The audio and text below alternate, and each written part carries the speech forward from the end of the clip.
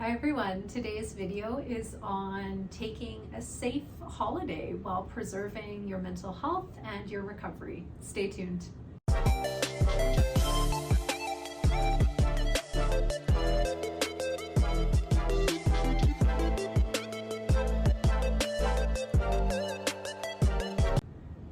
Today I feel a bit like a Debbie Downer with this video because holidays, of course, are meant to be fun, exciting, vibrant times where we enjoy seeing a new place, having some new experiences, maybe relaxing and unwinding. My experience, however, as a psychologist for the last 12 years or so has showed me that holidays and travel can actually be a really vulnerable time for people with their mental health and for those who have addiction and are in recovery. I think a major part of the vulnerability is that people move away from their typical routine and they no longer have the supports, the stability, the things that help them to be where they're at before they go traveling. And it's easy to fall into the trap of thinking, what's a couple of days or a week or a couple of weeks? What difference is that going to make? But it's amazing how quickly our brains can deregulate and start to then invite in some of those vulnerabilities that people have worked really hard to move away from. So with this kind of bummer side of the news around travel, what can you do about it? Well, I certainly wouldn't say that you can never travel again, because that's not realistic and that may not be fair to you. That absolutely travel can be a very enriching experience, but I would say you have to go in prepared and knowledgeable that there is going to be some risk associated with it. So how can you mitigate that risk and make sure that you're continuing your health and wellness routine so that your mental health and your recovery are preserved? For one, I would say make sure that you bring your tools. So some people have routines that come in throughout their day. They may journal, they may do specific readings, they may do a meditation that requires perhaps a specific pillow or a mat. You may do some reading of a religious text or something like that. You may color, you may do art, you may do different things like that that require some literal physical objects. Don't get caught in the trap of thinking, oh, I need to make sure that I have room for other things and I'll forget about these things. Again, thinking it's not going to be a big deal. Make sure that you preserve space in your actual luggage and as well in your day to make sure that these are still part of your routine.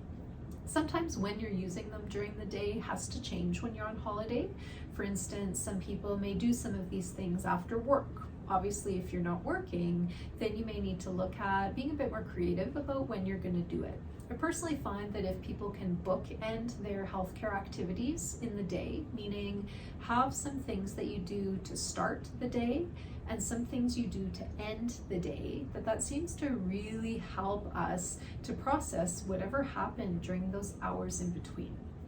In general, I find that people in the morning tend to like things that are a bit more inspirational, motivational, kind of set the tone for the day. So maybe doing some gratitude work, some affirmations writing, some reading that sets the tone for the day, some prayer, some meditation, physical activity, things that ground you.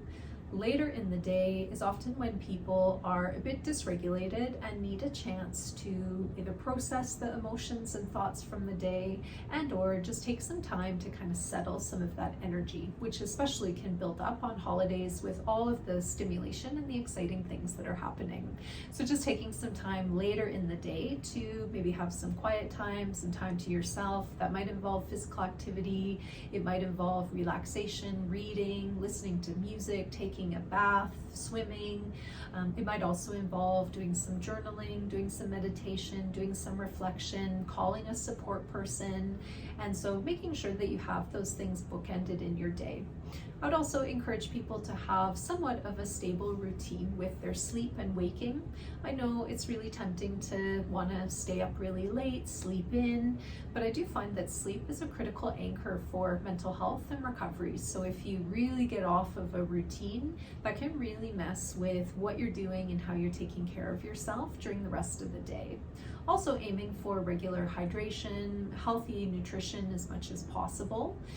For those of you who do have past issues with substance use, you may also just want to be very thoughtful of the environments and the activities and the venues that you're putting yourself in during your travels. If you're new in recovery, then trying to maybe steer clear of places where the main focus is on drinking. As well, trying to stay away from places that have been historically a place of vulnerability for you. So if you used to be, for example, a patio drinker who loved to sit outside and drink when it was really nice weather, that might be an avenue to avoid and just have some boundaries with as you're new to recovery. But that could also be true years into recovery. You just might find that that's not the environment that you want to place yourself in anymore. You may also want to be thoughtful about the type of travel that you're doing. Even if you were a big all-inclusive person in the past, you may decide that that's not exactly where you want to be just because of that focus on alcohol and drinking.